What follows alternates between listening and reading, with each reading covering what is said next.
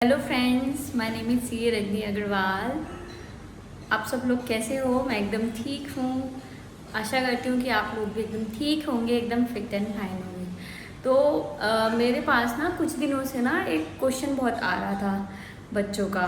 तो मैंने सोचा कि चलो ठीक है, वो अगर कुछ बच्चों का था तो आपको भी हो सकता है, तो उसके ऊपर कोई वीडियो बनानी चाहिए ताकि आप सब लोग उस क्वेश्चन को जान सको और उसका आंसर भी आप लोग जान सको। तो क्वेश्चन क्या था कि मैम अभी जैसे अगर हम न्यू कोर्स में रजिस्ट्रेशन कराते हैं या अब हमारी आर्टिकलशिप वगैरह कंप्लीट हो गई है और हमें फाइनल में रजिस्ट्रेशन कराना है, तो हमें इलेक्टिव पेपर चूज़ करना है। तो वो हम कौन सा चूज़ करें, कौन सा इलेक्टिव पेपर हमारे लिए बेस्ट होगा ताकि हमें पढ़ाई भी कम से कम करनी पड़े और हम बाकी सब्जेक्ट्स पे ध्यान दे सकें और अच्छे से कर सकें। तो सबसे पहले हमें ये पता होना चाहिए कि आखिरकार इलेक्टिव पेपर होता क्या है।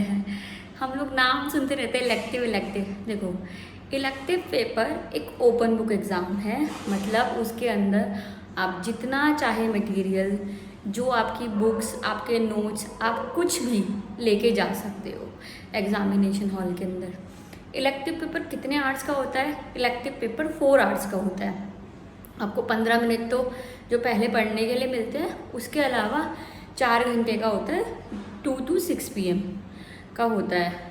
तो उसके अंदर आपको पूरा करना होता है। दूसरा, मतलब इलेक्टिव पेपर क्यों आया हमारे मतलब कोर्स के अंदर? देखो, ओल्ड कोर्स में जो हमारा सब्जेक्ट था इसका था, कहीं ना कहीं हम लोग सब इसका से बहुत डरते हैं। इसका भी अच्छा सब्जेक्ट है, बट कहीं ना कहीं अगर आप इलेक्टिव पेपर को देखो ना तो वो बहुत इजी है। आप पूछोगे क्यों, मतलब मैं ऐसा क्यों बोलूँ कि इलेक्टिव पेपर बहुत इजी है, क्योंकि एक तो वो ओपन बुक एग्ज़ाम है। और हाँ, हम इस बात पे कर रहे थे कि इलेक्टिव पेपर क्यों आया। देखो, जब हम लोग CA बन जाते हैं और हम लोग चाहे अपनी प्रैक्टिस करें या कहीं पे जॉब करें, हमारे सामने जब भी कोई प्रॉब्लम आती है या जब भी कोई भी सिचुएशन आती है, तो हम क्या करते हैं, अपनी बुक्स को या मटेरियल को या गूगल को हम लोग रेफ़र करते हैं। प्रोविजंस कहीं से भी हम रेफ़र करते हैं जहाँ से हमें लगता है कि उस प्रोविज़न का आंसर मिल जाता है। तो बेसिकली प्रैक्टिकली जो काम होता है, देखो हम लोगों को सारे प्रोविज़न तो याद नहीं रहते, तो हमको रेफ़र तो करना ही पड़ता है बुक्स वगैरह को। तो ICAI ने इलेक्टिव पेपर इसीलिए लाया ताकि वो बच्चों को ना पहले से ही ना इस चीज़ के लिए रेडी कर सके कि आपका वो एक पेपर ऐसा ले रहे हैं जिसमें वो आपको कह रहे हैं आपको जो मटेरियल लेके जाना है अपने साथ लेके जाओ। हम लोग टाइम भी आप लोगों को ज़्यादा दे रहे हैं, 4 आवर्स।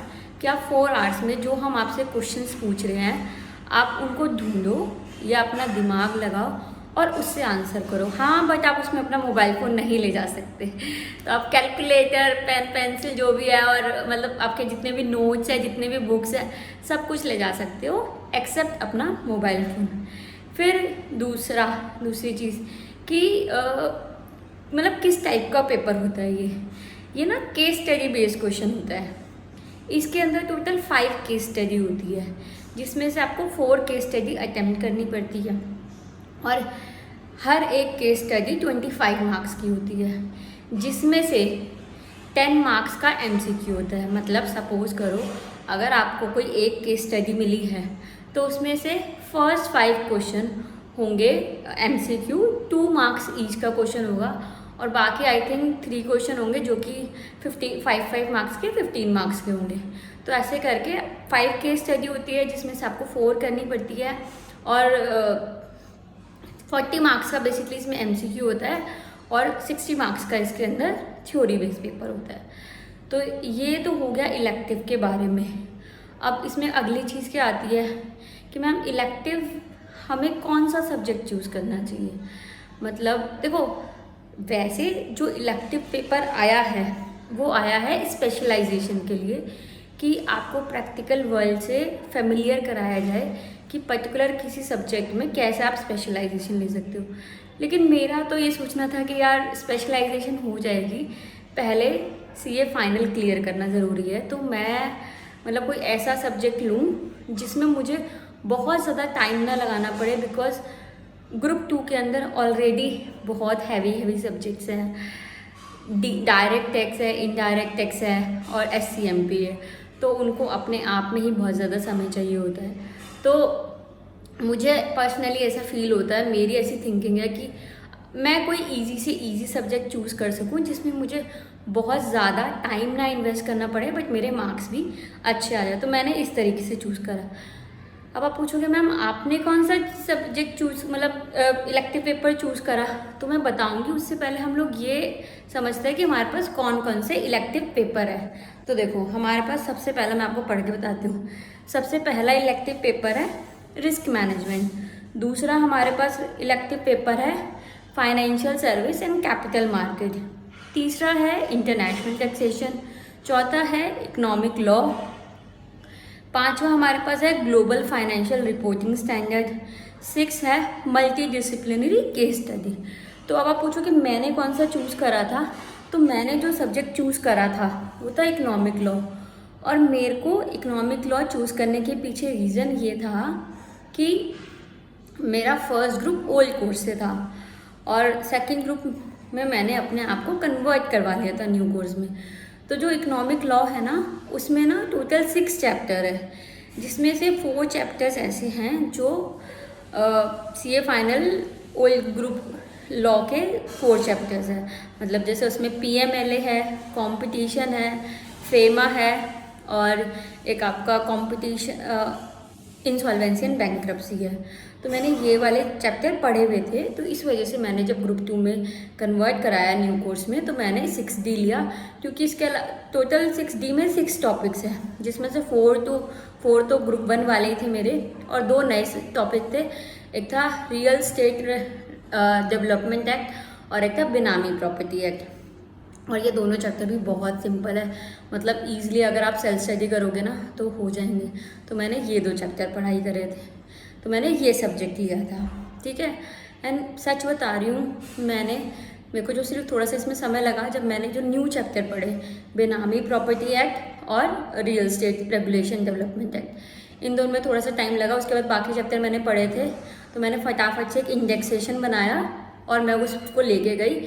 इंडेक्सेशन में मैंने क्या बनाया था कि कौन सा टॉपिक कौन से पेज नंबर पे, बिकॉज जब आप एग्जामिनेशन हॉल में होते हो ना और क्वेश्चन होते हैं तो आपको सर्च करने में बहुत टाइम लग जाता है। बट अगर आपके पास एक मास्टर इंडेक्स बना हुआ होगा तो आप उस पेपर को बहुत अच्छे से और बहुत जल्दी कंप्लीट कर पाओगे। तो अगर आप बोलोगे तो मैं आपको वो भी बताऊंगी कि मास्टर इंडेक्स कैसे बनाया जाता है। तो मेरे 60+ मार्क्स आए और सच में मैंने बहुत ज़्यादा मेहनत नहीं करी थी, मतलब मैंने वाइजली डिसीज़न लिया ये चूज़ करने का। अब उसके अलावा ये तो मैंने लिया, आप लोग क्या ले सकते हो। काफ़ी सारे बच्चे इंटरनेशनल टैक्सेशन को भी प्रेफर करते हैं। क्यों इंटरनेशनल टैक्सेशन को प्रेफर करते हैं? क्योंकि डीटी तो है ही हमारे पास, डीटी के अंदर भी हम इंटरनेशनल टैक्सेशन पढ़ते ही हैं 30 मार्क्स का। तो उनको ये लगता है कि ठीक है, अगर हमने इंटरनेशनल टैक्सेशन पढ़ना है तो हमारा काफ़ी तो डीटी में कवर हो जाएगा, बाकी हम अलग से पढ़ लेंगे। तो ये तरीका होता है बच्चों का इंटरनेशनल टैक्सेशन लेने का। तो आपको अब अपने मतलब बाकी सब्जेक्ट्स के बारे में मेरे को ज़्यादा भी नॉलेज नहीं है। अगर आप बोलोगे तो मैं वो भी आपके लिए एक वीडियो बनाऊंगी कि हर इलेक्टिव पेपर के अंदर क्या क्या चीज़ें और आपको कौन सा चूज़ करना चाहिए। तो ये सब कुछ है इलेक्टिव के बारे में। तो इलेक्टिव को कहीं ना कहीं अगर आपने एक अच्छे से डिसीज़न लिया और आपने एक सही सब्जेक्ट चूज़ करा तो आपका टाइम कम से कम लगेगा। जो टाइम आप सेव करोगे अपने इलेक्टिव पेपर में, वो टाइम आप इन्वेस्ट कर सकते हो डायरेक्ट टैक्स को पढ़ने में, SCMP पढ़ने में या इंटरनेशनल टैक्सेशन पढ़ने में। तो मेरे हिसाब से तो इंस्टीट्यूट ने बहुत बहुत बहुत अच्छा डिसीज़न लिया था इलेक्टिव पेपर इंट्रोड्यूस करने का। शायद अगर इलेक्टिव पेपर नहीं मतलब इंट्रोड्यूस हुआ था तो मैं शायद पास भी नहीं होती, क्योंकि इलेक्टिव पेपर ना आपको एक मतलब मेरे को तो इसका वैसे भी बहुत ज़्यादा डर लगता था। तो बस यही है। इसके अलावा अगर आप लोगों के कोई भी डाउट्स है इलेक्टिव पेपर को लेके तो आप लोग मुझे मैसेज करो, तो हम उन पर डिस्कस करेंगे, ठीक है। तो आज की हमारी ये वीडियो यहीं तक थी। बाकी आपको किसी भी टॉपिक पे कोई भी क्वेश्चन है, कोई क्वेरी है तो आप मुझे बताइए, हम उसको सॉल्व करेंगे जल्दी से जल्दी। और सॉरी कई बार मैं आप लोगों के मेल्स का जल्दी रिप्लाई नहीं कर पाती, क्योंकि मैं कभी कभार थोड़ा बिजी हो जाती हूँ। बट मैं कोशिश करूँगी जल्दी से जल्दी आपके मेल्स का रिप्लाई करने का और आपसे बात करने का। तो बस ऐसे ही अपना प्यार मेरे पे बरसाते रहिए। Thank you so much, thank you मेरे all viewer. Bye, take care, bye.